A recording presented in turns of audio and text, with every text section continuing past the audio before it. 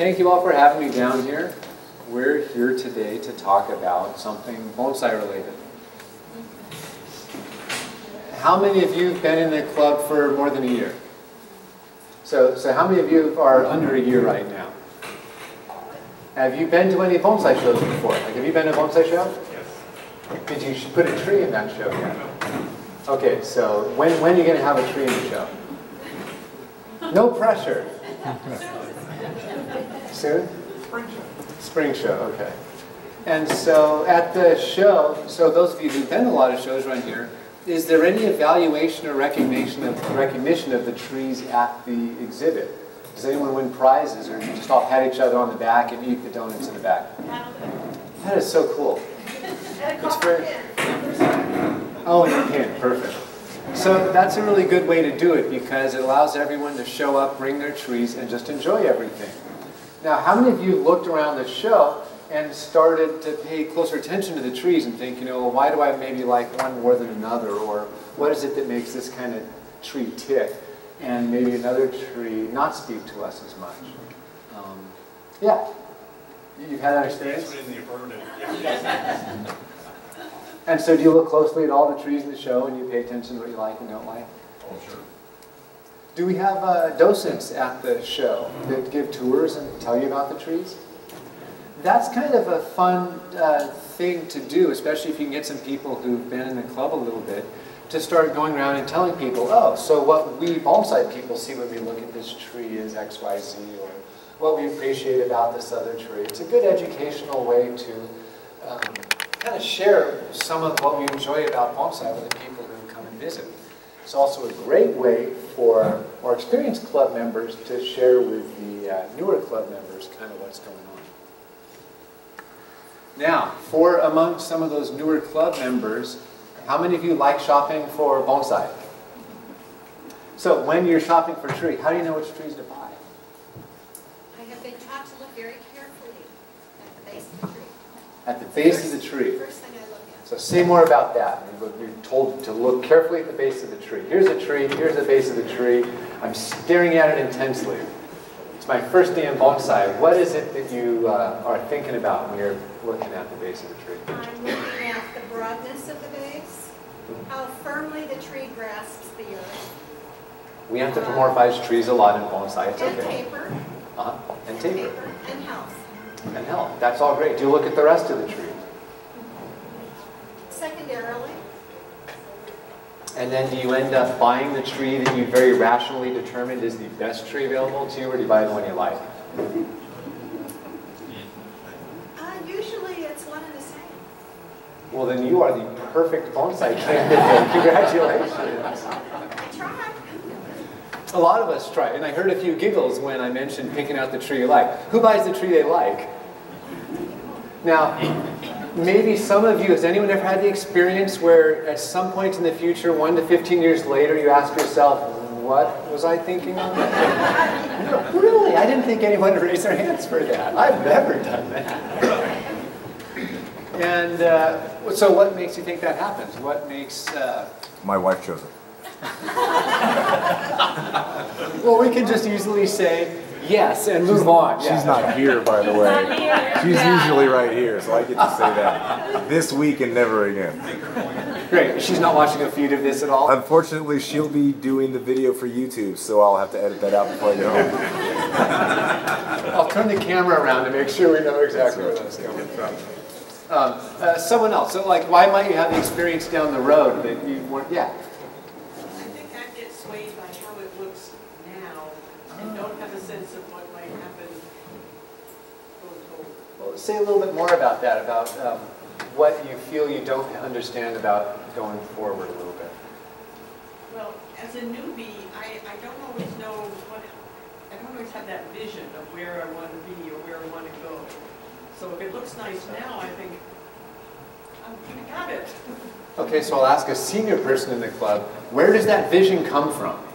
Do you have a book in the library that says, Bonsai 201, How to See into the Future? Yeah. John Naka. Does his spirit inspire beginners to pick better trees? How?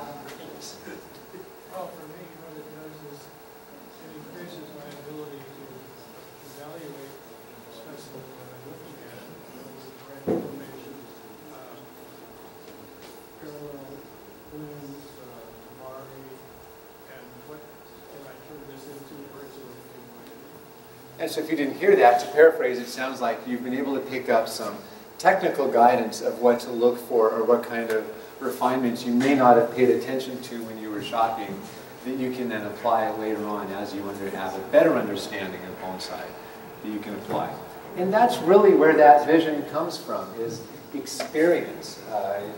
I found that when I first started looking at bonsai, the first time I saw a wired tree was kind of funny. A friend wired a tree and brought it back, and I thought, I don't like that at all. But there's something interesting about it. You know, I'd loved pruning for a lot of years, and I was really familiar with a lot of trees. And again, I grew up with a bonsai in the backyard. It had not been repotted or pruned in, 30 years or something.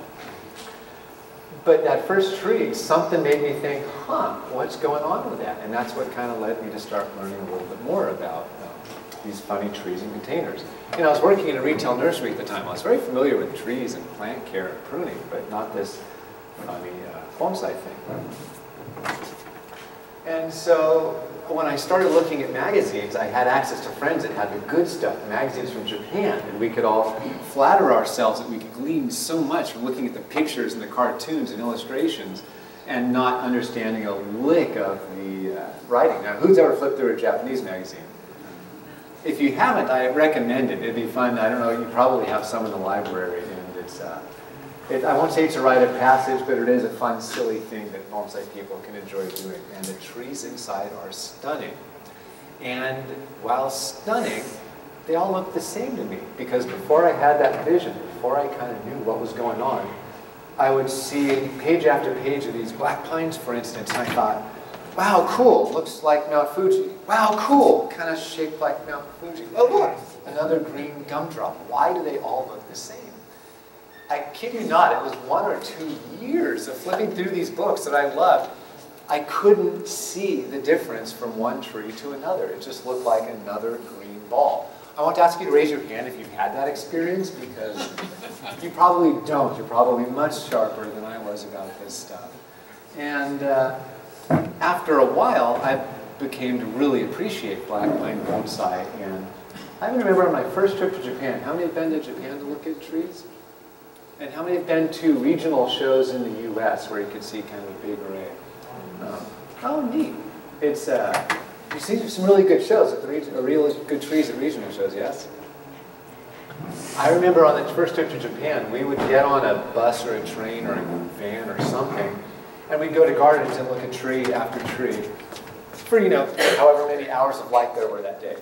And then the next day we'd get another bus and or train and or van, and we'd look at another 500, 800 trees. I OB'd. It was over bonsai. I had trouble processing all of that. I just didn't have the understanding of what makes this pine different from this pine. They're both this tall, they're both this wide. Yeah, the color's different. These needles are a little bigger. The trunks are similar. But to some degree, I really didn't understand the language or the idiom of bonsai care. And so it was really hard for me to see more than just a handful of trees at a time. Now when I go back to Japan, you can put any number of trees in front of me and I can enjoy looking at them all day long. But it actually took years and years of learning what's going on in these trees. And one of the most fundamental things that's kind of helped me unlock that is this concept of learning how to evaluate bonsai. And that's going to be our topic for today. On the surface, I'm going to teach one approach to judging a bonsai exhibit, or how to judge trees. There will be a quiz. You're all going to have to take a quiz. You're going to grade your own quizzes, don't worry. And it teaches you to look at a tree kind of atomistically in a very rote manner that forces you to look at, well, let's talk about that base of the tree that's so important. Let's talk about the branches as branches. And it's just a tiny key that starts to unlock how we can think about what makes these trees good. Now when I see a tree I like, and when I go to the shows in Japan, they may have taught you if you're not brand new. You don't look at a tree kind of down like this. You just see the green. They tell you, get down at the level of the tree. Maybe a third of the way up from the bottom. Then you can kind of see the branch pads. And then when I go to the shows in Japan, the first thing I do is It's like being in an art museum. I'm not the guy that just stands 4 feet away and politely nods and then goes to the next one. I walk up and look at the brush strokes, and then I back away and I squint my eyes and I see a silhouette. And how'd they do this? How'd they do that? For the trees, you know, if I can, I'll pick it up. And, oh, where does that branch come from? How did they make the apex? Is the apex 1 branch or 17? Who knows how many branches make up the apex? Nobody does. It's like that may befuddle you when you're a beginner. It doesn't make any more sense 5 years from now, but you'll find that there are ways of fooling people into thinking that there's a point at the top.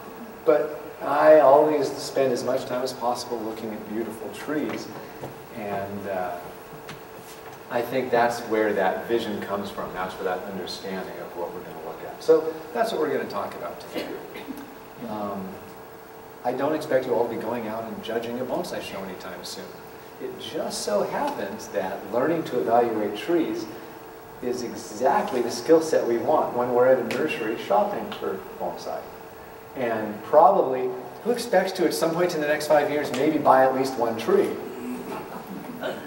And so I still hope that you'll go out and buy the tree you like, but maybe we'll be able to figure out some ways to be able to think a little more critically about what these components of the trees are that do that. Yeah? What's the difference between liking a tree and the one that fits the rules that we have? Well, that's an awesome question. For those who didn't hear it, so, you know, what's the gap between, what is the gap between, this is a tree I like and this is a tree that fills in all the blanks? There are a lot of trees that I love and appreciate, but it doesn't mean I want to buy them. I may not be able to afford that tree, I may not have room in my garden or time in my life for another tree. There are a million different criteria for that, but one basic thing that I keep in mind when I shop is I think of every tree as having a problem. That may sound kind of negative, but I kind of turn that around and I ask myself, what kind of problems am I good at solving? What kind of problems do I enjoy solving? And what kind of problems do I want to learn more about? And so that brings us to the trees we have right here. We have a really fun assortment of black pines. There's a little bit of a difference between these trees. Each of these trees has a problem. What's one problem this tree might have? What do you think? It's too tall. It's too tall. Why is it too tall? Bonsai can be up to 4 feet tall. It's under 4 feet. It's not strong. It's not strong. What do you mean by that? I guess I can grab it and just kind of move it around. It's not that strong.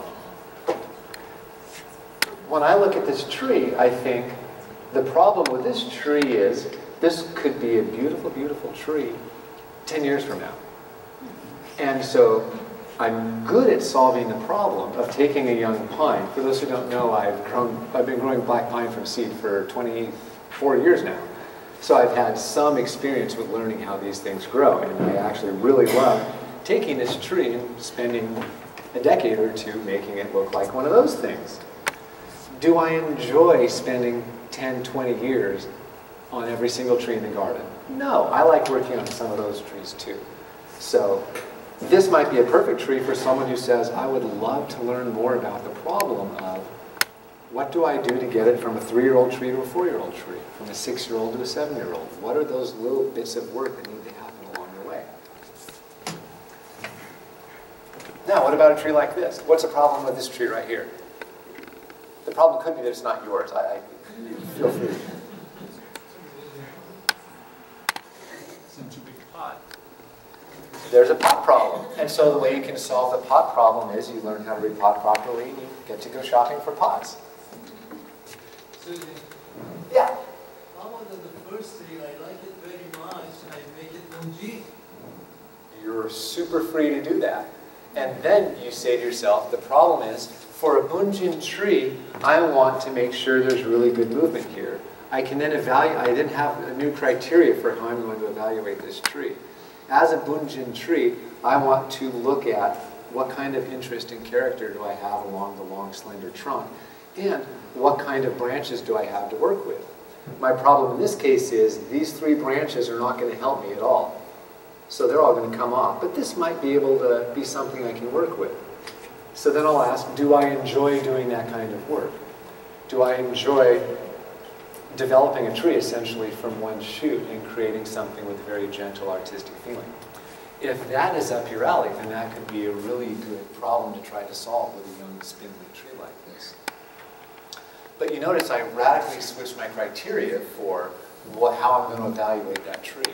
As a bunjin, I have very different rationale for good or bad, thumbs up or down, versus if I want to turn the tree into this, which will eventually turn into one of these kind of trees. So do you like bunjin bonsai? Yes. What's hard about bunjin bonsai? Simplicity. Simplicity, yeah. Abstract words, any word that you can't touch, like simplicity. There's no such thing as simplicity that one can touch. And in language, anything you can't touch we understand only by metaphor. And so the experienced people will say things like simplicity, simplify it. Well, what do I cut? What do I wire? Where do I, there's some tactical, practical level that needs to happen, and it's tough. For me, what makes bunjin extremely difficult is once you kind of have a refined eye for bunjin, for those who are new, bunjin or literati bonsai is, rather than these big, powerful, stumpy trees, it's trees that are most appreciated for a graceful movement and line along a trunk. They tend to have far fewer branches on them. And I want that line to be just beautiful. And I don't want the line to look like it's really, really young. I want it to look like it's really old. I don't want to see scars that look like cut branches. I want to see scars that look like maybe something in nature happened that caused some dieback. It's easy to make a bad bunjin. It's very hard to make a good bunjin bonsai. And so, have I ever shopped for a tree and asked myself, what problems do I enjoy solving? No, never. But I kind of subconsciously look at trees and I just immediately will see a tree like this, and the very first thing that comes to mind is, oh look, someone took care of the roots for me. I don't have to worry about the roots. Check. Oh look, there's a little bit of a trunk, and it's already been cut off at a certain level. I don't need to put this in a bigger pot and feed it for 5 years waiting for the trunk to thicken up. Check. Those are two really big checks. Oh look, there are 1, 2, 3, 4, 5, 6, 7 branches that emerge from the base of the trunk. That's more than enough to build a tree. I don't need to graft. Check, check, check, because that saves a lot of time. Now, does it look like a bonsai I can put in the show? No. But what work do I enjoy doing? Maybe I enjoy wiring. Maybe I want to learn how to do pine technique, plucking needles, decandling. This could be a perfect candidate tree for that. And here's where the vision comes in again. Can I use my bonsai superpower of zooming in on 2, 7, 12 years into the future and seeing what kind of a tree this will be? If I can, then that's going to tell me whether or not I want to invest the time to work on that tree. And that's one of the superpowers everyone can benefit from, is being able to kind of see where the tree's going to go in time. Now, as we start evaluating, we're going to be focusing on kind of a couple different categories. We're going to start with the trunk, which was the very first thing we heard today. The trunk, we're going to be scoring. You're going to have a little score sheet, and the trunk is going to be worth, you're going to be assigning 1 to 10 points for the trunk. And we're going to talk about how to come up with a scale, because that can be tricky at first. But maybe the best tree you've ever seen is a 10, maybe the worst tree you can imagine is a 1. You fill in the blank somewhere in the middle. We're going to look at the branches, and that's going to speak to the silhouette, the technical expertise that's been applied to creating great ramification, and to the kind of size and shape of the tree based on the appropriateness of that style. We're going to look at the surface roots separate from the trunk, because depending on the variety, sometimes we care a lot about the roots, sometimes we don't care about the roots. When might we not care about the roots on a bonsai? Everyone thinks, oh, the roots, the roots, the roots. When do I not care at all about the roots on a tree? When you're going to air junipers. When a tree's been collected from nature, it might be growing from a crack in 2 rocks. The very base of the tree might not have any surface roots, and it might be misshapen and really ugly. In general, we don't hold that against junipers because we know that that's the environment in which they live, and that it's totally reasonable for a tree to not have great roots when it's been collected. Now, if the same juniper had great roots, that's fine, but I'm not really going to hold it against it. And here's the tricky part that you're not going to learn today, but that you're going to be learning throughout your bonsai careers. Every different variety we look at, completely different set of criteria. What do I care about for black pine? Maybe one thing that makes a black pine awesome. New one. Yes, to all of those things. But the one that I'll call out and repeat is the bark. If the black pine doesn't have great bark, it's not going to be a great black pine. It can be beautiful, it can be awesome, it can be inspiring. But the exact same tree with better bark will be the better black pine. And that's what we look for in awesome black pine bonsais, good bark. So you want big scars in the front of the tree? Probably not. The scars in the back. Junipers we talked about, we don't care about the roots. What do we care about for junipers? Just name a couple things. Movement. Movement. That's the number one thing I always say is movement. In particular, twists. We want to see twists. Maybe not for every variety, but we don't want to just see a back and forth zigzag. We want to see twists, because when we create deadwood, or when the tree naturally has some deadwood, it looks so much more interesting and complex and appealing when you have interesting movement. It kind of takes your interest around the corner. Well, what's going on back there? Or what might have done that? And I'm sure you've all seen trees that it might be an S-shaped juniper that has movement, but then a little stripe of deadwood right down the middle of it. Not as interesting. I would also say deadwood is very important on junipers. And juniper with good movement and no deadwood can look really good depending on the variety, but it often makes the tree look a lot younger. Now, deciduous trees. Say hackberry. What's one thing we really appreciate in deciduous trees? There's a bunch.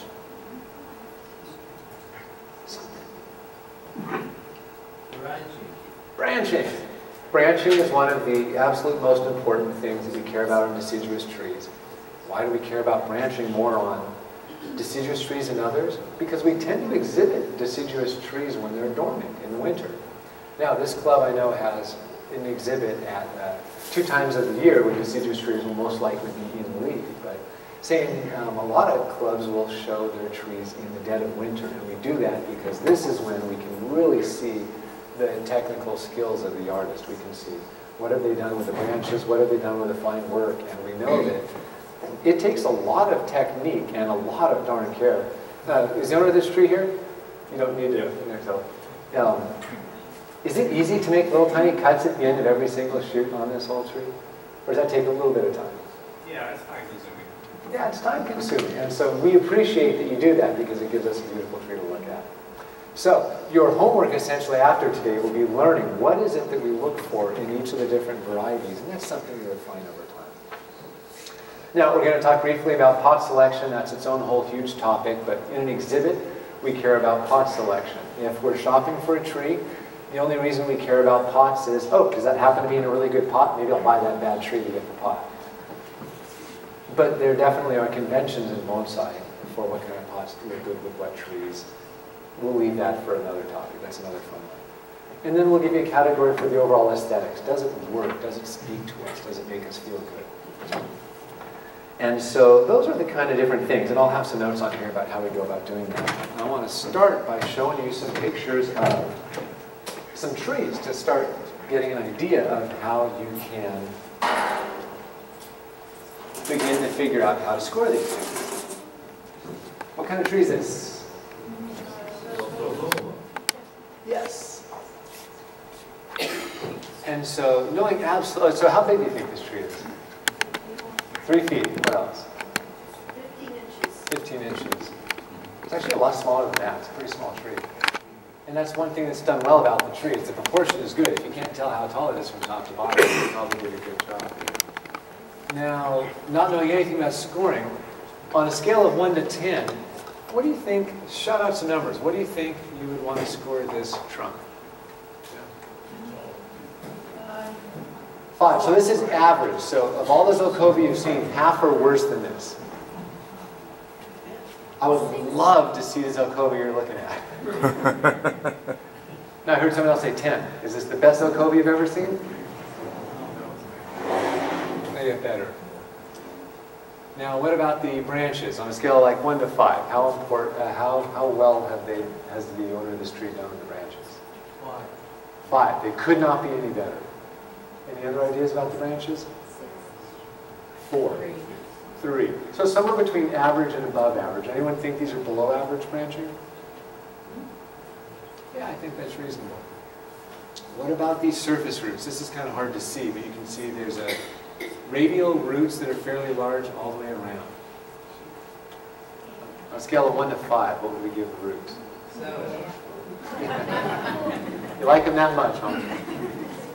Well, so it's kind of debatable. It's great that there's radial roots, but they're really, really large. And the best ZELKOVA bonsai will have much, much finer roots. And the transition between the base of the trunk and the fine roots happens much, much quicker as opposed to having these fingers. Were this a full-size tree, those roots would be absolutely giant, and it would look kind of funny at scale. It looks good in a bonsai pot, but it doesn't look as good as something that transitions to fine roots. What about the pot? Is the pot appropriate for the tree? So 5 would be perfect. Anyone find the tree below that, the pot below average? It's too deep. That pot might be an inch deep. It's too small. And so we get a lot into aesthetics with the pot choices. There's a number of different kinds of pots that are conventionally used for deciduous trees, but it's within the ballpark. Some people could argue with the style and the color maybe, but it's in the ballpark. And then overall, on a scale of 1 to 5, you can kind of above average or below average in the tree. Above average. Now, keeping all those numbers in mind, how do we score this next tree?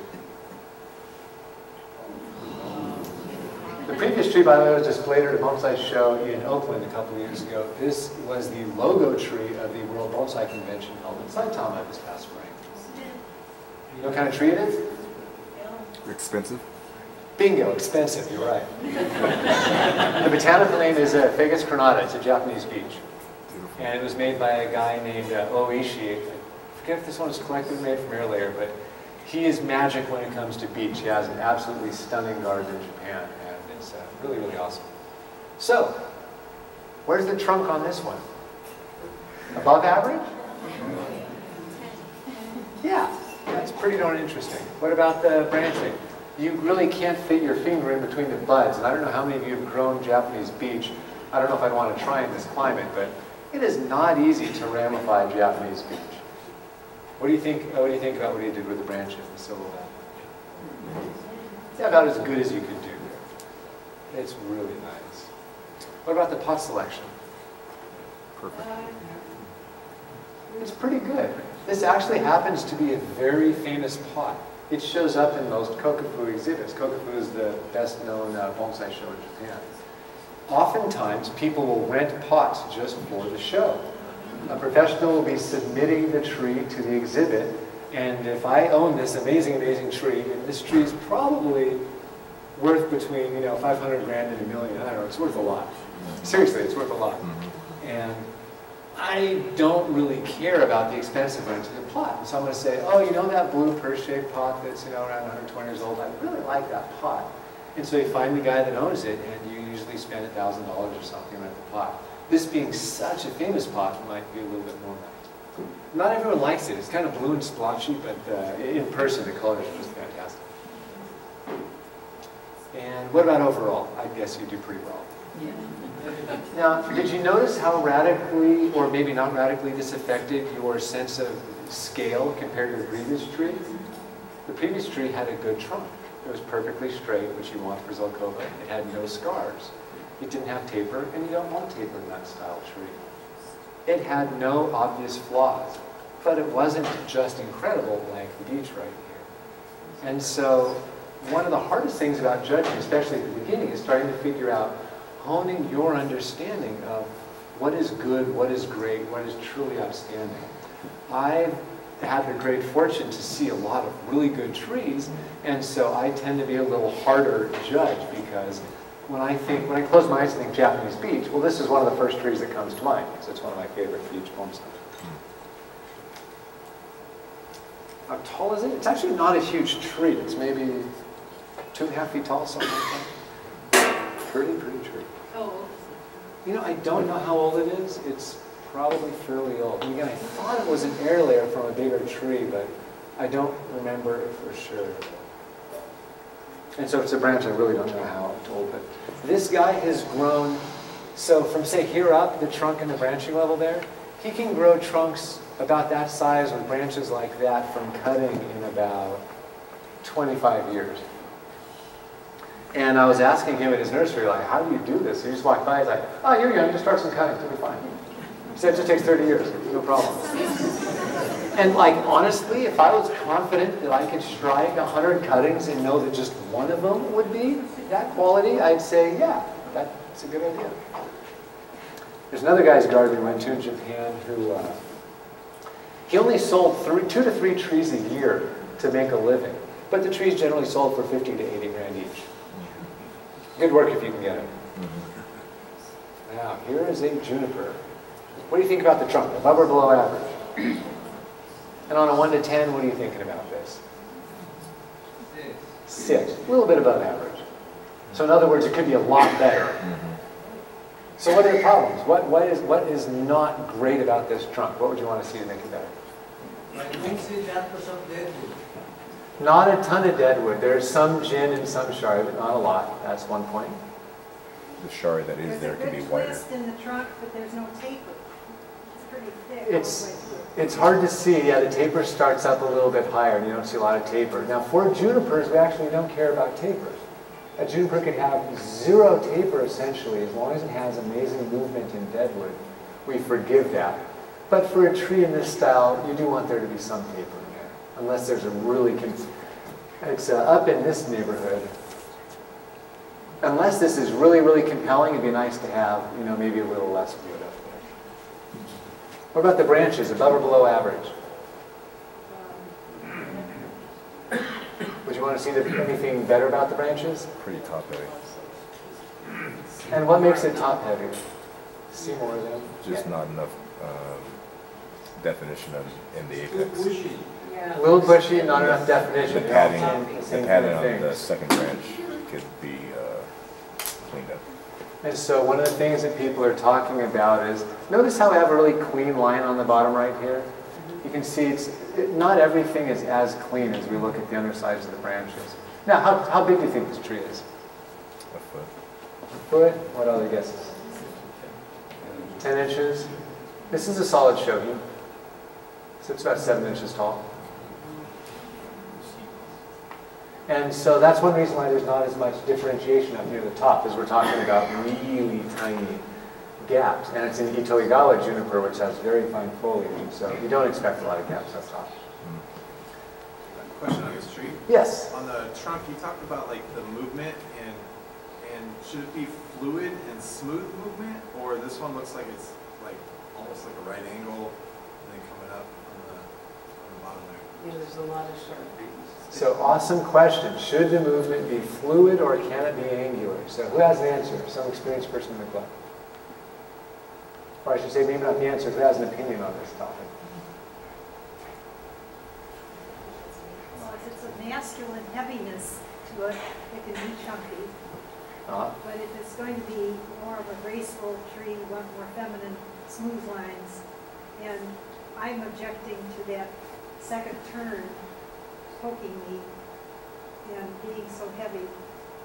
It's just not fitting with the rest of the tree. You almost have some really good trees around here because you're making good points. So the way I would address that answer is everything you just heard is right. Depending on the style and shape of the tree, that's going to have a big effect on what kind of curves we find appropriate. I would also say that different junipers have very different characters. And a Sierra juniper grows very different than an ITOIGAWA juniper.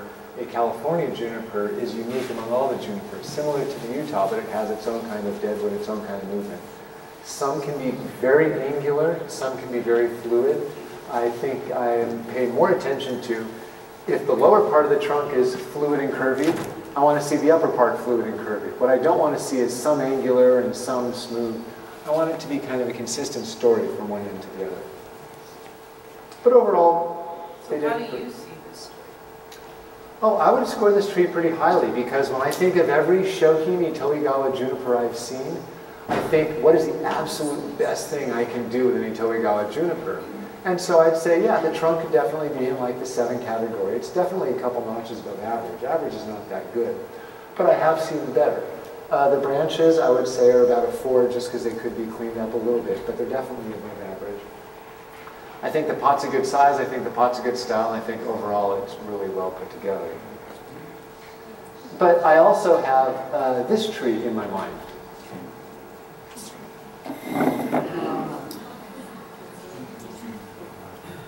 Even seeing, I saw this in a Kokofu exhibit a number of years back, and even now, looking at this tree, I still kind of can't believe it.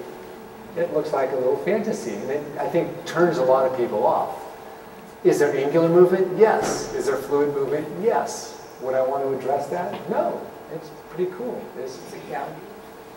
It's a what? A Gaudi tree, yes, exactly. And so, while I can't say I totally understand what they've done with the foliage, I almost don't care, because what I want the foliage to do is to just kind of showcase what an absurd and abstract shape we have in that trunk. Now, people new to bonsai don't always understand or appreciate the crazy movement and twists in these things. And that may or may not come with time. It may not speak to everybody. And it's hard to have warm fuzzies for trees like this, but compared to the tree we were just looking at, this has the three characteristics that I want to see in all bonsai, which are age, character, and a type of beauty. If a tree's not old, I can grow another one, so who cares if it's a young tree? If a tree has no character and it looks like all the other trees, again, who cares? There's nothing special about it. And if it's not beautiful, then why bother? Bonsai is a visual art. And this tree definitely has the age. It's probably several hundred years old. And it has character, because I don't expect to ever see a tree that looks quite like it. But again, did it reset your scoring of the first tree a little bit? What do you think about the pot? The pot's an interesting choice. I love the shape of the pot. I think round is very appropriate for a tree that has where the line of the trunk is important. I think the round is the best shape. I think the overall size is about right, but I have mixed feelings about the fact that it's a non-bond container with a really rough clay. You don't think that the pot should be a little bit bigger comparing with the top of the tree?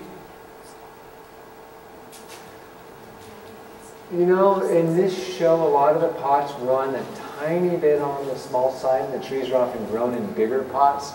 So I'd say this is within the realm of what I'm used to for an exhibit pot. I think a pot could be, depending on the shape, a tiny bit bigger, but not a whole lot bigger. And when you see it, this is a bigger tree. This one's about, not huge, but maybe 2.5 feet tall, 30 inches or 28 inches. And it's not a small pot when you see it. It didn't look tippy or way out of place in person.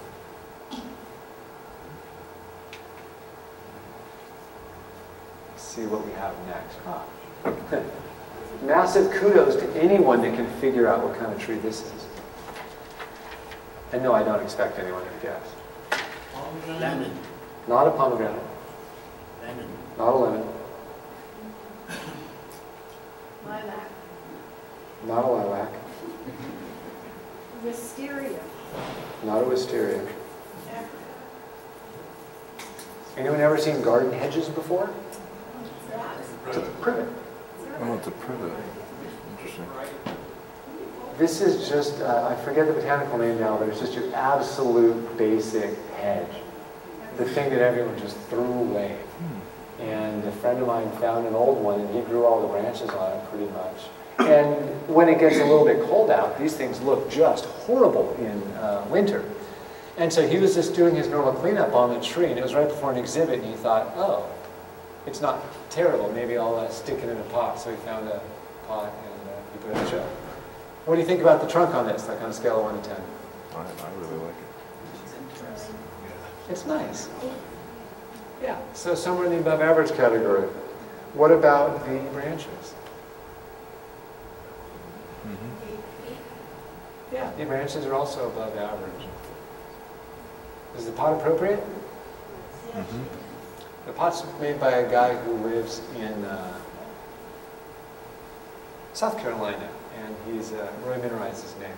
Really nice guy, makes some really cool pots. And overall, it all kind of fits together. And generally, you find that when the scores are high across the board, that you'll enjoy the overall composition. And now, here comes the sucker punch.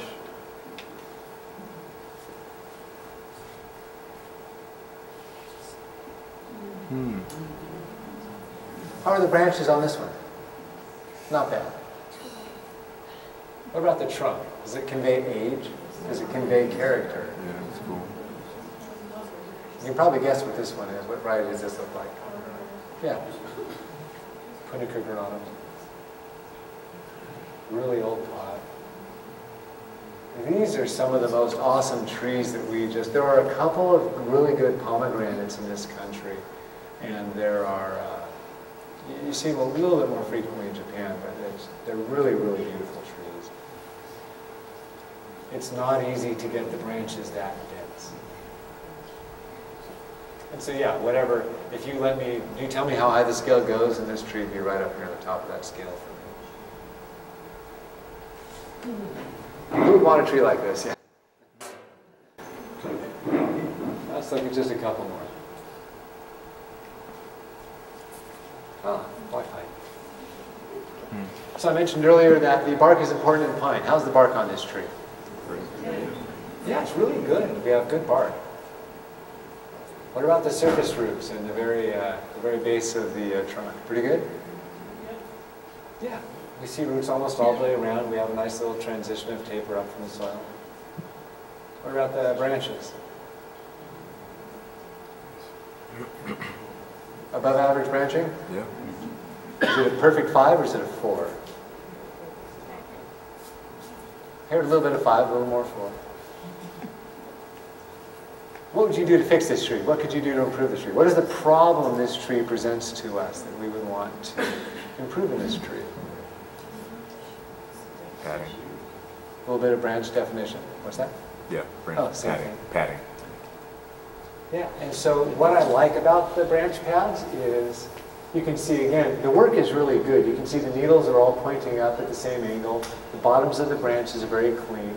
And we have some really good branch pads. They're very soft and even on the top. But, there's some gaps here and there. Some things kind of stick out. Some stick up. It's not totally full on the top. The basics are all there. But the problem this tree presents to me is, let's work on that really detailed refinement work where we aren't touching the trunk at all, and we're just trying to make the branches just sing. Which is really fun on black pines.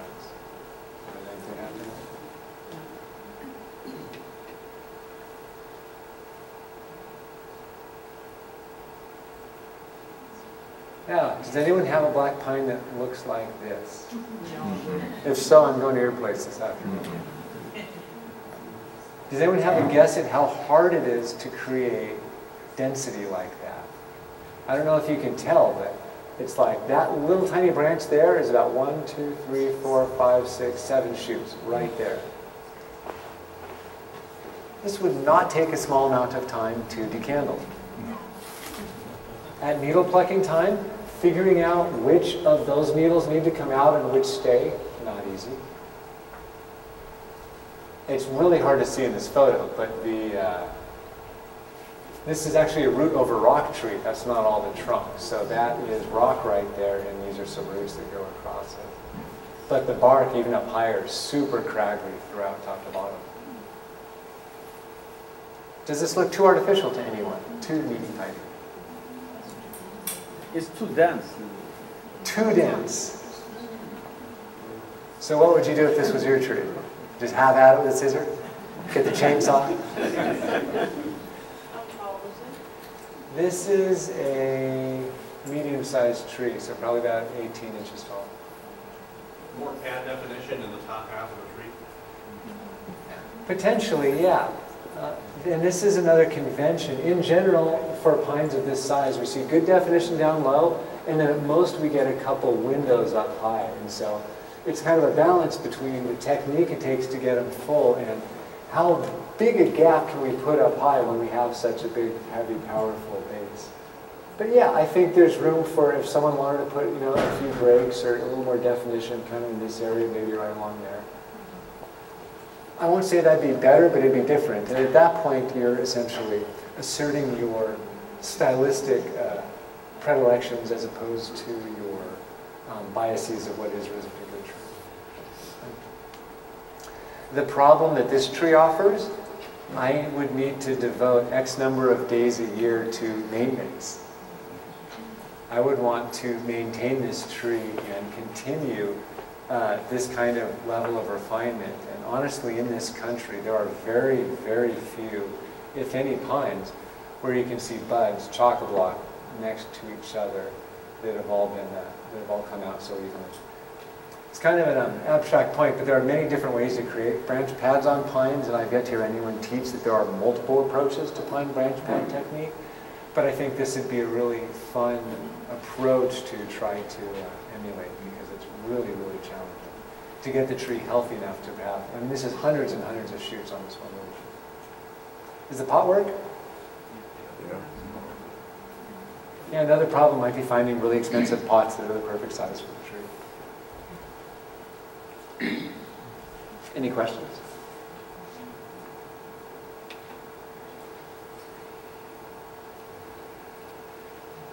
What kind of tree is this?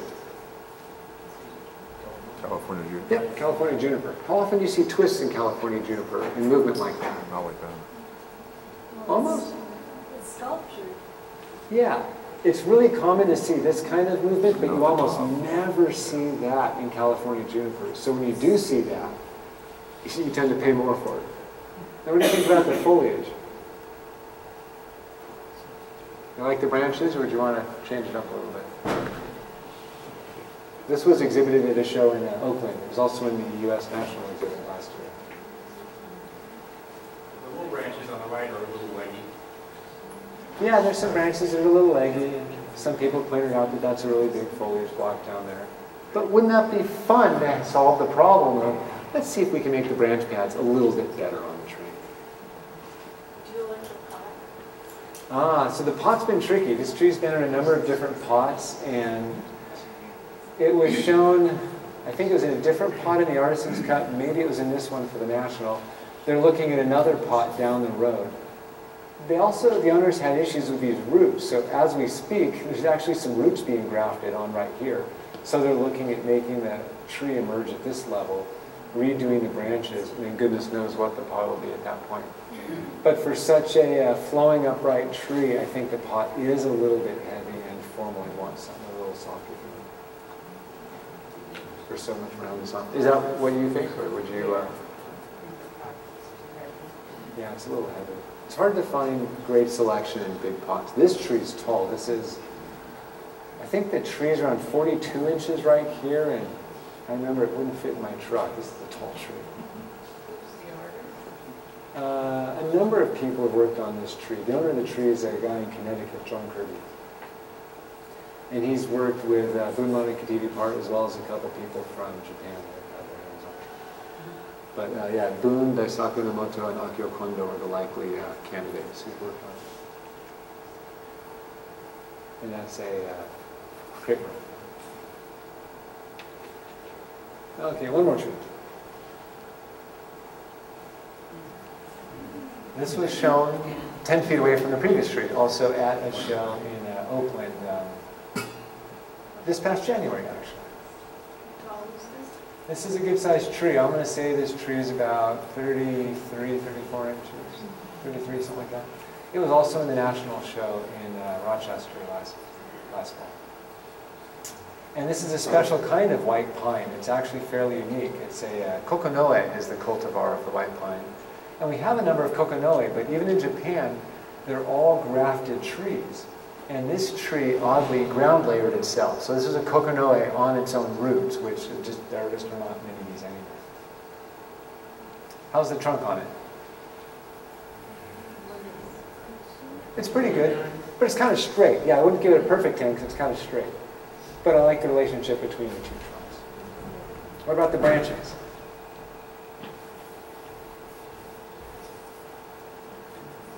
Yeah, pretty good. Definitely above average. You could play around with it, but it's within the ballpark of a 4 or 5. I wouldn't want to do anything more than maybe clarify some of the relationships in the middle. What about the pot? You like the pot with this one? Yeah, I do. Yeah. Anyone think the pot's totally way off? I think this one's a pretty good fit. Yeah, they're also nice trees. So the last two are examples of domestic trees. You could guess which of the other ones were Japanese. You can turn the lights back on. Which were Japanese and which were domestic trees. So before we get to the quiz, we're going to run through one tree really quickly. Now I'm going to put a few trees up here, you're going to come up here and score these trees. That's the next homework. But if I were to hold up a tree, let me pick one. All right.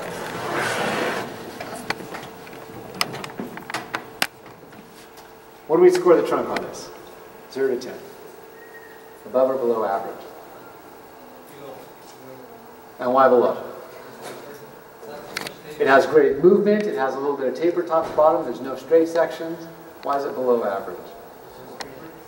Do we need taper when it's going to be a slender upright tree? You can have a tiny bit more taper. And that's why I chose this example, is it actually has technically a lot of good things going for it, but it doesn't have maybe the gravitas or character of that crazy giant pomegranate. It's hard to compare a very young tree with a very old tree. And so age would be one reason why I would score this as well. But among pomegranates that are this tall in this style, how much better could a trunk be? And it's like, well, yeah, you could get a big trunk. You could do different things. What about the branches? What would you score the branches? Just above average or just below? Yeah, it's early in its development, so it'd be just below. So it might be scored a 2 instead of a 3. What about the pot? Yeah, perfectly appropriate for this stage of development, but were this an exhibit, I'd say the pot's a little big. And then overall, just above average, just below average? Yeah, because this goes on essentially the tree and development table as opposed to the best trees in the room table. So, that seems really easy. Let's see if it's easy when you actually get around to doing the judging.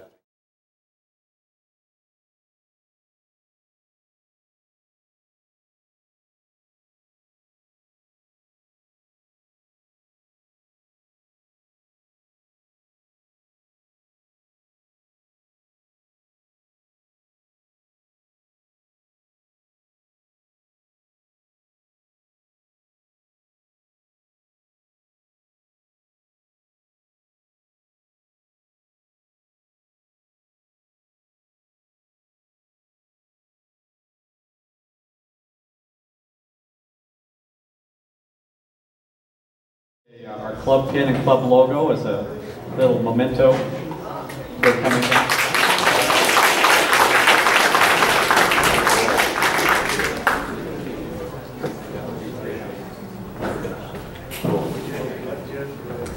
And I wanted to thank Charlie for putting together this whole event. He made this possible for taking care of everything. And a big thank you to Fred Miyahara for putting me up and letting us use some beautiful trees. I wanted to thank you all for staying. I appreciate that. After the talk, don't go anywhere, stick around. There will be a raffle of wonderful items, including all the bonsais and pots, various and sundry other things, and a few issues of this amazing, amazing magazine that Bill Valvanis puts out, particularly amazing for the very self-serving purpose that there's a bunch of my trees are in the book. So I think it's about the best magazine you can find out there. 3 copies. 3 copies, so these will all be available right afterwards. Thank you for being humble. What I did want to mention is, I haven't said it yet, but one reason that a lot of this came together is that I happened to write a how-to bonsai website, Bonsai Tonight. I've been working on that for a lot of years. Feel free to check it out. If you ever have any questions, shoot me an email and I'll see what I can do to help. Bonsai Tonight. Or if you just Google Jonas and bonsai, I'll just show up there. There are some number of hundreds of articles how to grow stuff from scratch and work on various varieties, as well as photos from the trips I get to do around the world to work on trees in different places, or reports from exhibits, say in Europe or in Japan. So there's some kind of fun stuff on there. Now, as for the quiz, do tell me, was the quiz hard or easy? Hard. Why was it hard? Subjective.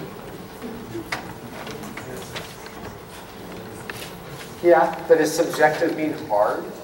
No, but like if I'm trying to, without the experience and knowing like what exactly I'm looking at, it's like, okay, it turns out to, do I like it? So say more about that. You don't know exactly what you're looking at, Pat.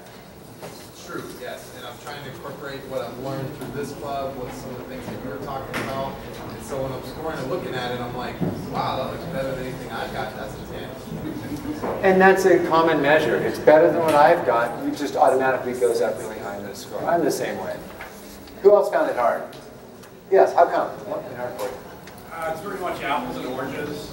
Yeah. You got a deciduous, you got a juniper with a lot of amazing deadwood, you got this little pine with a massive trunk. They're each so different.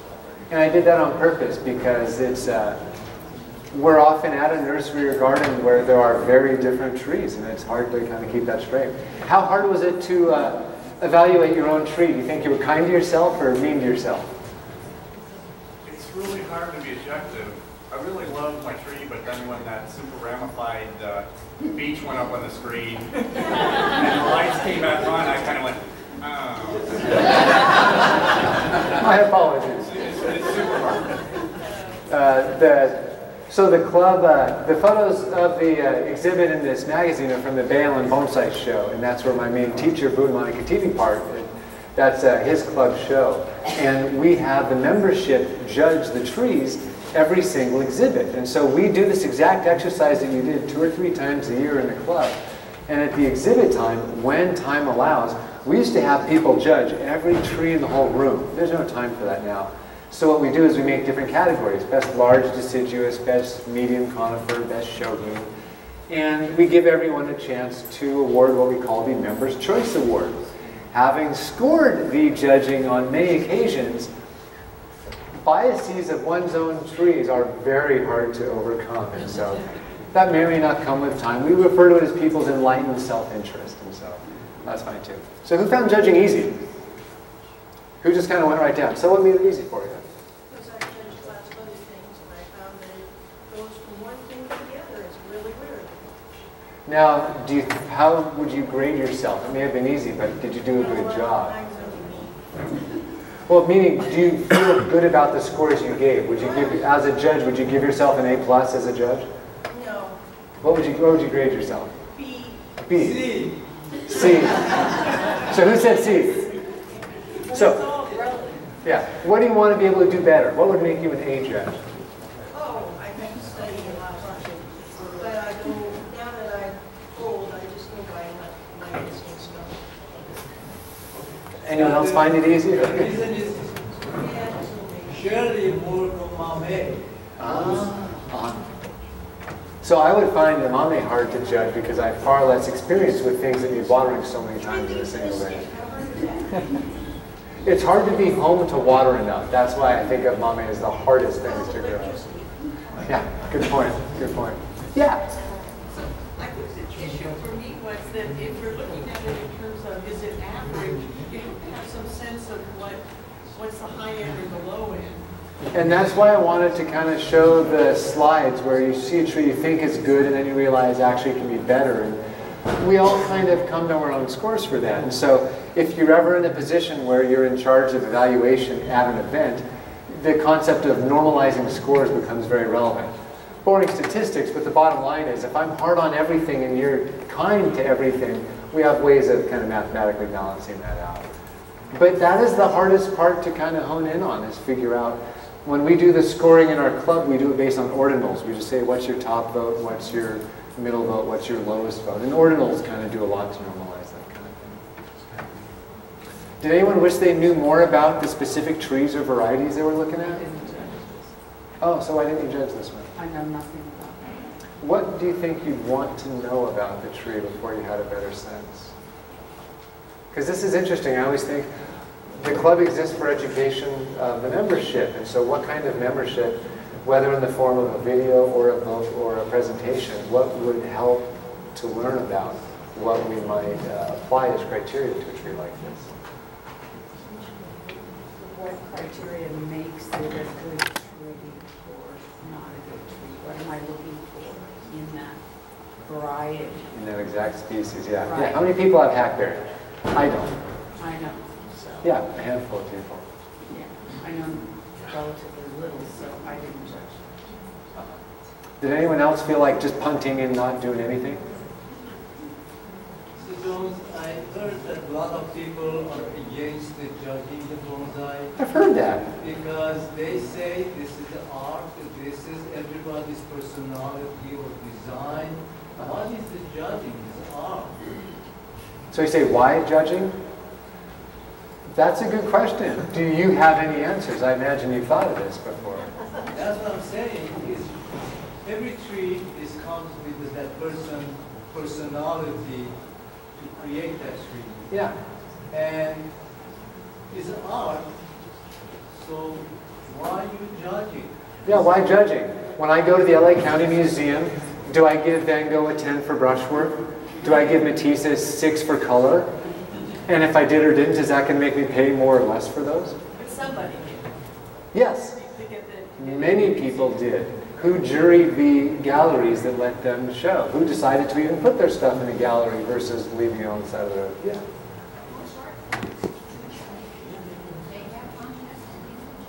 That's right. And so by comparing it to a museum, it'd be like comparing this to the garden at the Huntington, where we have a permanent display of bonsai, which is a museum, and of which we have maybe a dozen around the country. And so there's many ways to address that. I'll say very quickly. One thing I like about judging and putting prizes on trees is it gives you a speaking point to educate people about what it is that we appreciate about a given tree, or what makes us want to call this out among the other trees in an exhibit. And so if I'm a docent in an exhibit, someone will see a prize. Well, why did this win the prize? And that gives me a wonderful opportunity to start telling about that tree. It doesn't matter if this was the best tree or not. It's essentially a just starting point. It's an icebreaker for having a discussion about why to do it. Were there unlimited time, I would just say, why not judge? And that would be just as valid a line of inquiry. Yes? Another thing is, if you're judging a certain tree with the same material and the same material, it doesn't make sense. But you are judging different materials. And when I'm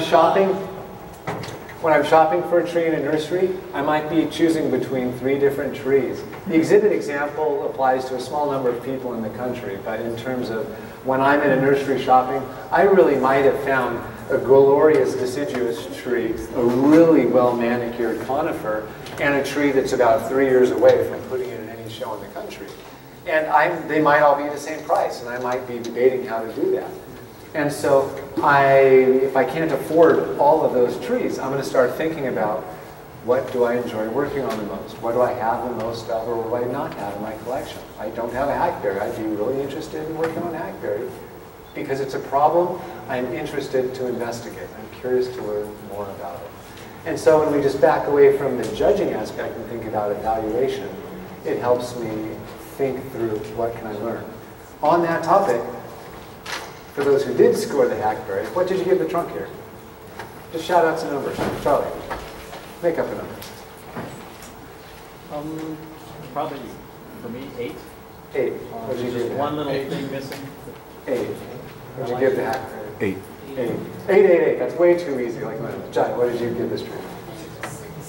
So just barely above average. How come? I'm not sure. I thought that if I was just looking at the trees and but I was actually judging them, I tended to grade them a lot lower than I would have if you were greater. And that's totally fine. This one, I didn't like all the little scars. Maybe that adds character to the trunk. I didn't like that. Okay, so if we're sitting right next to you, there is something that we can start adding to our list of criteria for what we look at deciduous bonsai.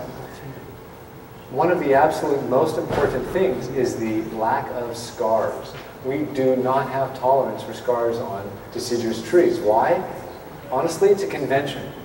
A lot of things in bonsai, we could say it's because of nature, say it's because so-and-so told us. It's a convention. We've just all decided we don't like scars on deciduous trees. And so that is one reason you judge down a tree. When I shop for deciduous trees that are mature, that's probably the first thing I look at. Are there scars on the trunk? If it has no branches at all, I often buy deciduous trees. In fact, here's an example of one. It might be a little small to look at. Is this one of your trees? Well, you'll see the point I'm about to make. You can see there's a tree here. It's probably too small. Big one up here. When I bought this tree, I cut the top third off and I cut all the branches down to 1-inch stubs. Why? The branches were the problem that this tree presented. And so I thought, well, that's easy. You can always just grow new branches. It just takes 10 years or something. Just cut them all off. And so I have an article you can see on the website where I show what this tree looked like the day I bought it. And I did. I cut it off. You know, the whole top third was just a big hole. And I cut the branches back to almost nothing. Because I really enjoy solving the problem of making branches for a nice trunk. And so when I'm shopping, I try to put all of my energy into the trunk because that's the hardest thing to fix. And unless I put this in the ground and get big long runners, I'm not going to heal those scars. So yeah, scars is one thing. So we heard a number of 8s and a 6. Any other scores outside of that range? 7? That's right in the middle. Anyone surprised by those scores? I think they're pretty reasonable. I mean, I've seen some amazing hackberry in Japan. I've seen ones that have a tiny bit more movement and maybe fewer scars along the trunk. But for this country, this is actually among the better hackberries I've seen. And so I definitely think it's above average, but not near the top. So I would probably give it somewhere in that, 7 neighborhood, somewhere, above average and also too. But most hackberry I see are nowhere near this interesting. What about next, the branches? What'd you give the branches on this tree? 4, just above average. What'd you give the branches? 6. 6. What'd you give? 4. 4. 3. 3. Did anyone drop below 3? Yeah, the scale, getting the scale right is the tricky part of this. So everyone gave kind of above average, and I completely agree with that. 3 would say a little, I think of 3 is slightly above average, 2 is slightly below average. And I would definitely give this above average. And honestly, for this country, I'd probably be more likely to give it a 4 because it's really good. 5 would be density to the degree where I can't even get my finger inside this thing. But that's going to come in time. While the branches are kind of laid out in a descending fashion, over time, the ramification, if continued careful care is taken, will build up higher and higher and higher. And there will be so many little tips on this, it'll just get solid in there. And the lower branches will get kind of rounded with great ramification. All of the bones are there, but I do want to not give it a 5 because we do have room for improvement for that. But yeah, I think 3 or 4 is totally reasonable for this tree. What about the surface roots? 2, just below average. What did you give the roots? Yeah. 4, just above average. What made you think above average on the roots? Or is it because you're sitting next to the owner? Yes. Smart. I like your style. I like the other little roots coming off. I think it added the rest. That was What'd you give the roots? Yeah. I actually gave it a 2. And what brought it below average for you? Well, I felt like the roots were too thin for the size of the trunk. Good point. It looked like it was really holding it down. In general, for deciduous trees, we really care about the roots. Why? Because we can fix the roots. Most deciduous varieties, we can either graft roots on, or we can air layer the tree, and over time develop really good roots. When the variety allows you some easy fixes to make big improvements in the tree, we tend to judge a little harder on it. So I can see how a generous vote would give it a 3. I would probably give it 1 notch below average because I think the roots could be improved here. And there are different ways of doing that, but that is one area through repeated repottings. There's one area on the side here where you can see one root's on top of another. I would just pick one of the 2. I wouldn't keep the roots on top of each other. And so every time you repot, it's an awesome opportunity to improve the roots. And so by the end of this, everyone's going to have criteria for how to judge hackberry in the future. You all know exactly what to do. What about the pot? Is the pot the right size? Is it the right color? Is it the right shape? 4, a little above average. 5, it's perfect. Any 2s? Anyone thought this was substandard? I agree. I think the pot's really good. Based on the thickness of the trunk and the size of the tree, I think this is a good exhibit-sized pot for the tree. I might even consider growing it in something a little bit bigger. But I think this is a very appropriate style and color for it. Now, why am I not going to give it a 5? Because for me, a 5 would be a Chinese antique that's probably 120 years old, covered in green patina. But, you know, I don't know. Are you ready to spend, you know, $900 on a pot for that? You don't have to answer publicly, but that's what comes to mind when I close my eyes and think what I really want to see this in is what they call in Japan a white pot. It looks dark gray or charcoal because the patina is so heavy. But that's to be expected if a pot's been in continuous use for over 100 years. But I think size and style, everything about it is totally reasonable. Yes, I think 3 or 4 would be really good, and I can see how you give it a 5 right there. Overall, 5? I gave it a 5. And what made you think 5 on it? It looks cooler than anything I think I could ever make. So it's okay if it's cooler than anything you have, but I don't know about cooler than you could ever be. You've got to give yourself some credit for the game. The tree just overall looks very good. It's got nice movements, a little bit of grace to it. The ramifications developing nicely. The pot's nice. Overall, it's just well done. There are no obvious flaws. You like the trunk, you like the movement, you like the branches, you like the pot. You look at it, nothing is obviously distracting. We notice there are guy wires on it, but that's because this isn't a show. This is a club meeting. We have been graciously volunteered the presence of this tree. So yeah, I think that's all. So overall, what kind of scores did you come up with overall for the tree? I don't know if you did the math. If you didn't do the math, I'll just skip that. Yeah, we're at 12:30. If people want to keep going, that's great because this is a good thing. So, okay. I don't want to be Christmas Grinch, but let's keep rolling. Cool. We'll try to wrap it up quick. What do we give the trunk of the Becomings? 5? Average? 6? Just slightly above average. So, who said 5? So, half of the junipers you've seen are better than this. Okay. The trunks. What bothered me was it looked like it tapered the wrong, it probably tapered down in reverse taper, and that There's a little reverse taper in there. kind of bothered me. And so, is reverse taper always bad?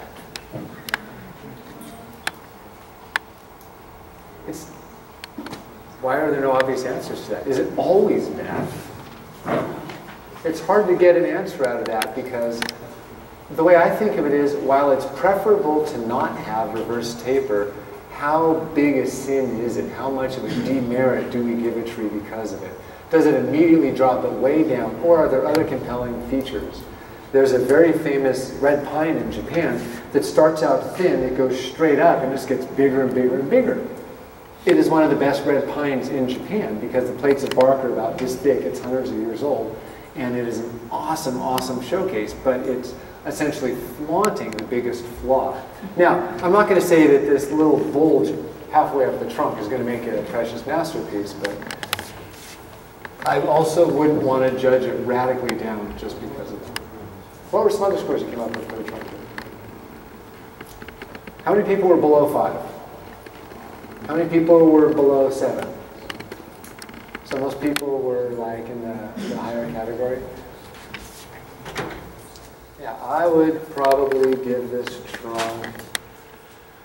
So if I was being mean, I'd probably give it a 6. If I was being kinder, I'd probably give it a 7, depending on kind of how I was doing it. But I don't want to say it's average. It's not a 5. I want to say it's above average.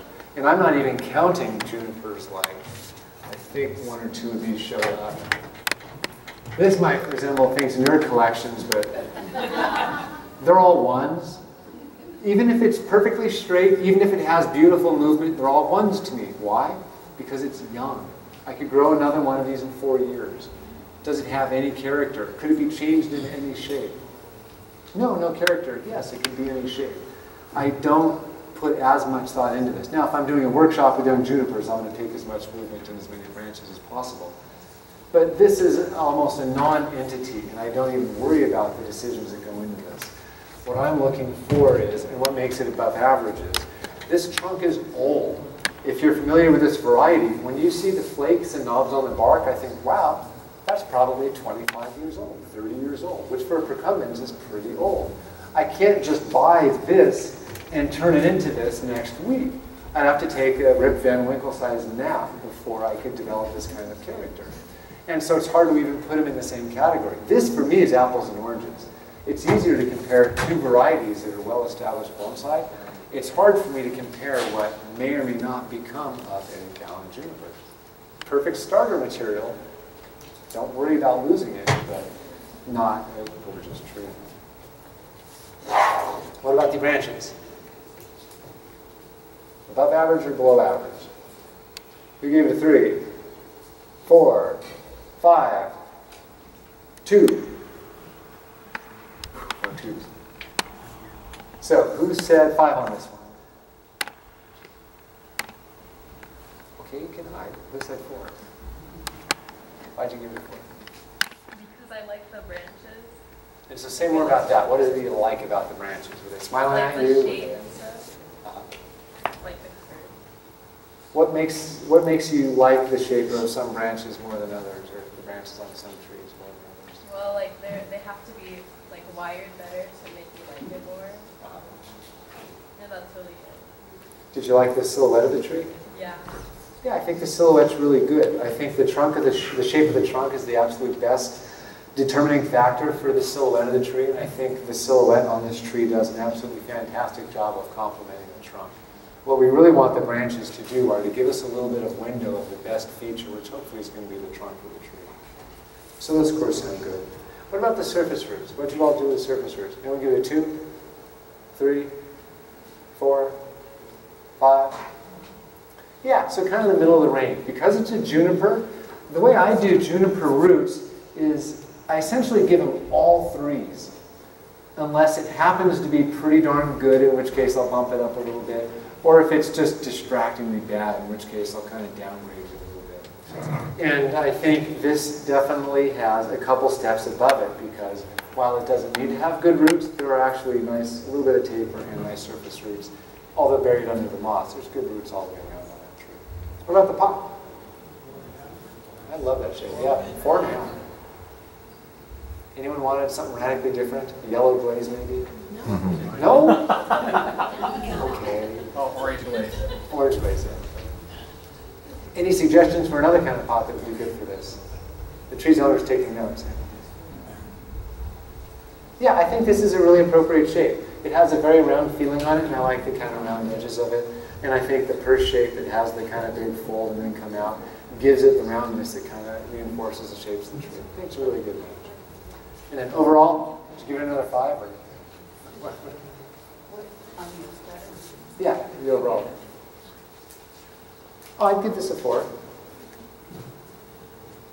I mean, I'd say 5, but I'm being mean, so I just say 4. Because, again, like the hackberry, nothing really stands out to me. If anything was going to be distracting me, I would probably reduce some of the gin, and I don't really know what category that would go in. But that's because I have a bias against the really small gins. I think to myself when I see skinny gin, what was powerful enough to kill the branch, but not powerful enough to break that tiny little thing? Some people love the kind of lightning bolt strikes, but it's not my aesthetic. And so that is super subjective. I won't say that's a rule, but I know that I have a bias towards gin that looks a little more rugged. Any other questions about the gin? Well, the gin's good because it could be just insect damage.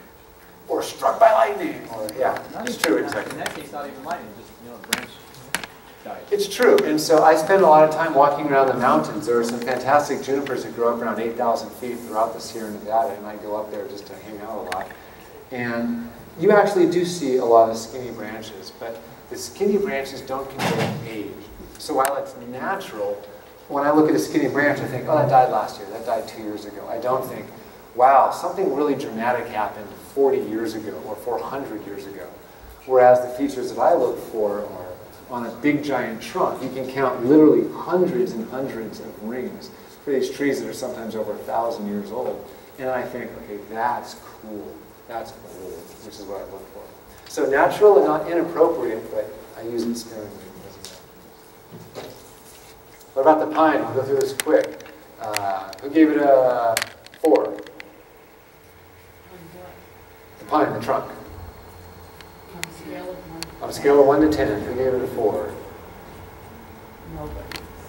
a couple 4s back there. Yeah, I'm sorry. Oh, okay. Who gave it a 5? Yes. Tell us, Jay, what is wrong with this trunk? Fat at the bottom and too narrow at the top. Have you noticed some bonsai people have a thing for big butts on trees? It's a funny thing. A lot of people love those. You hear Jabba the Hutt, the sumo, there's a lot of silly phrases people use. It's a thing. Some people are really into it and some don't. What gets hard is whether or not you like that, and how do you score it, you know? And so of a tree in this style, most of the trees in this style have a trunk worse than that or a trunk better than that, is how I try to think of it. Who gave it a 6? Who gave it a 7? 8? 9? Really? So this is about the best. So Fred, your stock price is going up. This is great. Your hand shot up. What made that a 9? I saw hands over there. Was it one of you? I saw. Well, it's just got a great trunk. I mean, it's got great taper that's proportionate, as far as I'm concerned. Proportions are a big thing. Any Yeah. Yeah. And so we're doing this for the sake of the people that may not appreciate the style, but of this style, it's true. We look for a nice gradual transition from however big up to fairly small. And we have a nice natural transition all the way up. And there's a little movement. It's not just a perfect pyramid. It has a little bit of feeling. A lot of people mention the bark. The bark is really good. And my favorite thing about it, no big scars on the front. For those of you who develop pine from scratch, the 1-minute version, or what am I saying, 5-second version of how to build a pine from seed, you let branches get really, really big, and then you cut them back, and it leaves you a big scar, and then you let another branch get really big to heal that scar, and then you cut that one off. Repeat, rinse, repeat. That's how you make black pine bonsai. Now you know all I know about pines. The problem is when those scars are visible from the front, or when you have an awkward transition of taper. And this tree has been crafted so that scars are in the back, and that there's a good maintained transition of taper from bottom to top. So that's really well done. What about the branches? How are we doing the branches? Who gave it a 2? 3, 4, 5. So I would give this, if this were in an exhibit, I wouldn't hesitate to give it a 2. This is below average. The branches will come along really, really quickly, but the tree just has a little bit more to go. I would want this in a show 2 years from now. It'll be absolutely stunning. It'll be really full, really, really nice. I think the silhouette's good, and I think it has all the branches you need to make a good tree. I think based on some of the slides we saw, you saw how full and wonderful pines can get. What about the surface roots? We gave it a 2, 3, 4, 5. Is that red tree? Yeah. Good answer. It's kind of hard to see the roots, and this is a funny thing with pine specifically is, it's really interesting looking at different pines, say, in an exhibit, and you're looking at what the roots actually do. In a perfect world, you will see the trunk transition to big roots, and then very quickly to small roots, and then very quickly to fine roots. What I mean by very quickly is, and I think this is actually a great example of it, come and look at the roots on this one. You can kind of see that the space between the base of the trunk and the edge of the roots you can see is only about 1 inch. In Shohin bonsai, that can be down to 1/4 inch, and the transition happens really fast. So we're not looking for really big roots that kind of spread out like a big map or a big, flat pancake on the base with pines. We want a fairly fast transition. And this tree has that. I'm going to guess, because people knew what they were doing who made the tree, that as it's potted up a little bit higher, you're going to see those fine roots, and you'll get a slightly bigger base, and you'll see a really good transition right at the very base of the tree. So I would give the tree probably a 3 the way it is now, and potentially a 4 when I see it. So I think of it as above average, but I don't know exactly until I see it stepped up a little bit. What about the pot selection? Pretend this is an exhibit. Who gave the pot a 2? 3, 4, 5? Good. This is a training pot. This is not a show pot. And so whether it's the calcium deposits on the outside or just, you know, you kind of tell by looking to see which number is this. Well, it's an older pot, but yeah, this is not an expensive pot. And so size-wise, were this an exhibit, the pot is too big, it's too deep, but it's the exact size you want if you are going to be training the tree. I like growing trees in pots that are a little bit bigger than you might want to show it right up until it's time for the show, and then you pot it down and you get it in something that fits it just perfectly. So as a growing container, I think of it as perfect. Were it an exhibit, I would definitely say a 2. Unglazed. Lots of different colors. I like, for pines, anything in rarely red, but I think the browns and purples all look really good for the unglazed pot. I don't like the light tan colors. I have a bias towards the darker color. Here's a fun game to play when you're repotting this year. I know this is hard to play at home, but it's easier at a workshop. When you take the tree out of the pot, line up every pot in your garden that's even remotely the right size. Yeah, and then put it in all the different pots, and you start learning a lot about what a big difference the shape, the style, the size, and the color of the pot can make. With pines, I find that color, the biggest thing that color will do in a black pine, you tend to have 2 colors in pines. I don't count the buds or small details. You tend to have a gray or brown trunk, and you tend to have green foliage.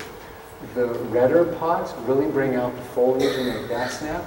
The purple pots give you the most contrast against the bark, and the brown pots either blend in with the bark a lot and just make the whole thing like a lot of brown, or depending on, you know, how big or small the trunk is, it could do the opposite. And so try the different colors and see what they look like. But in general, especially when you get patina involved in there, you can get some really fun gradations in those earth tones that really make the bark shine, which I typically want to highlight for the pine. And overall for that pine, 2, 3, 4, 5, 4, 3. How many wanted to take the pine home? How many have room in their cars? Or try it in my car, yeah. This is the basics of judging. So how would you all feel if you were turned loose on a show and someone said, you're responsible for awarding first prize in the show? How would that feel? Scary. What if it was anonymous? That would be fun. That'd be a little better, yeah. I'd be the same way. What obvious questions have come up through all of this? We covered a lot of stuff. Any basic questions about any of the things we covered today? If not, I'll assume that you would all make perfect anonymous judges for you next show. Otherwise, thanks again to Fred. Thanks again to you all for having me. Have a good day.